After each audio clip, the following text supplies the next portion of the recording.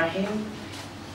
الأخوة الفضليات الأخوات الفضليات والأخوة، الحقيقة الأستاذ طارق ما خلى لنا حاجة نقولها في موضوع لجنة توحيد الجهود. يعني بدأ كيف بدأنا وكيف تحركنا والأسلوب اللي تحركنا فيه والآليات ووصلنا لشنو والنتيجة شنو. فواضح إن ما حقدر أتكلم في الجزء الثاني عشان ما نطيل عليكم، لكن هنتكلم في ما حدث مؤخرا في المجلس الأعلى، لأن ده نحن اللي جايين الليلة بصدده عشان نتكلم عليه.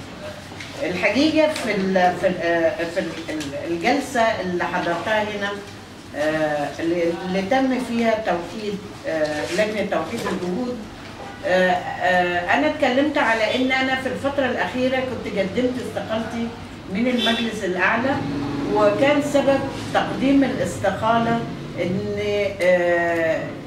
إن فعلا كان مجلس حفلات وما كان بيقوم بأي مجهود في أي اتجاه. حتى المجهود الوحيد اللي كان موكل ليا اللي هو لجنة، أنا كنت لجنة اجتماعية وكنت بعمل حاجة خاصة بالشؤون الطبية، وبعد المجهود الكبير جدا اللي أخذوا مني هذا الملف أنا كنت بقوم بيه براي كجمعية ديما أنا والأخ عثمان.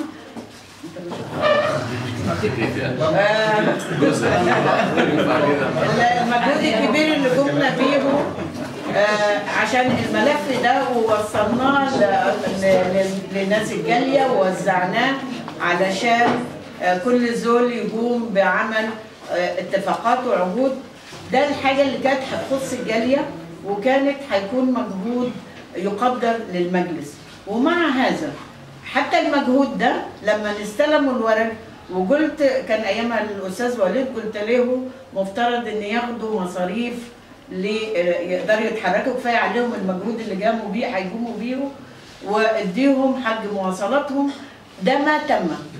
وللمناديب كل المجلس لكل اعضاء المجلس والورق كلهم معاهم الاوراق بالمناطق بالدكاتره بالمستشفيات بمراكز التحاليل، وعلى ما اظن موجود في اضرابهم كلهم في بيوتهم الحمد لله نايمين مستتبين ما في اي مشكله. كويس. وده كان الحاجه يمكن الوحيده اللي كان يعني هتنسب للمجلس انه عمل مجهود زي ده. لكن في الاخر انا لما لقيت الموضوع بالشكل ده استقلت من المجلس في السنة الأخيرة، وكانت استقالة مسببة إن المجلس ولد ميتا يا أستاذ محمد صالح،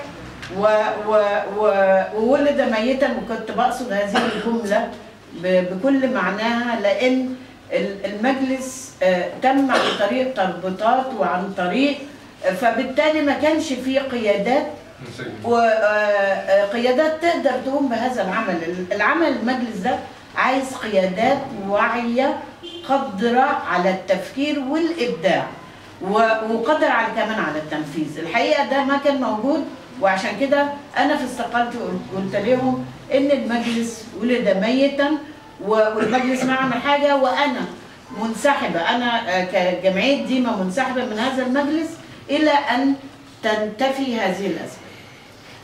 الحقيقة برضو بهذا الشكل بتاع عدم مؤسسية هذا المجلس انهم بيشتغلوا بشكل مؤسس، ان انا كنت ست وكنت مسافره السودان. لما رجعت بعد فتره طويله لقيتهم بيتصلوا بيا بيقولوا لي تعالي احضري اجتماع، فقلت لهم انا مستقيله. فمره ثانيه اتصلوا بيا وتعالي احضري اجتماع انا مستقيله. ثالث مره قلت همشي لهم عشان اقول لهم يا اخوانا ادي استقالتي اللي انتوا استلمتوها ما تتصلوا بيا. فالمهم قالوا لي لا والله احنا رفضنا الاستقاله. قلت لهم يعني انتوا انا قدمت استقاله ناقشتوها، وطبعا في ناس هنا في المجلس كانوا حاضرين الاحداث دي، انتوا رفضتوا الاستقاله حتى من غير ما تبلغوني، يعني هم رفضوها وخلاص. يعني انا كده اعلم من لوحدي. دي انا بحكي القصه دي عشان اوريكم ان هم العمل عمل غير مؤسس، الناس ما بتشتغل بشكل جدي.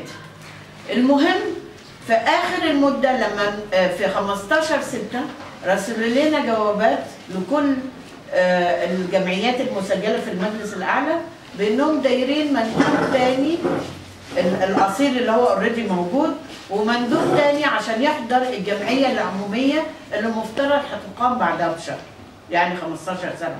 فنحن بعتنا جواباتنا وحصل اجتماع، والاجتماع ده قرروا فيه ان في جمعيات ما جابت، وجمعيات اصلا ما بعتت الورقه فيها المندوبين لكن ما خطه شعار الجمعيه. فقالوا لا، يعني شيء كويس جدا، ماشيين بشكل كويس، لازم كل زول يجيب اسم المندوبين والورقه تكون مختومه باسم الجمعيه، وادوا فرصه للناس ان الاسبوع الجاي والا ما هيكونوا موجودين في هذا الحدث الضخم يعني بتاع الجمعيه. الناس بعتت جواباتها ووثقتها وجابتها. احنا في الموضوع ده براه اخذنا حوالي اجتماعين او 3 على ما اذكر.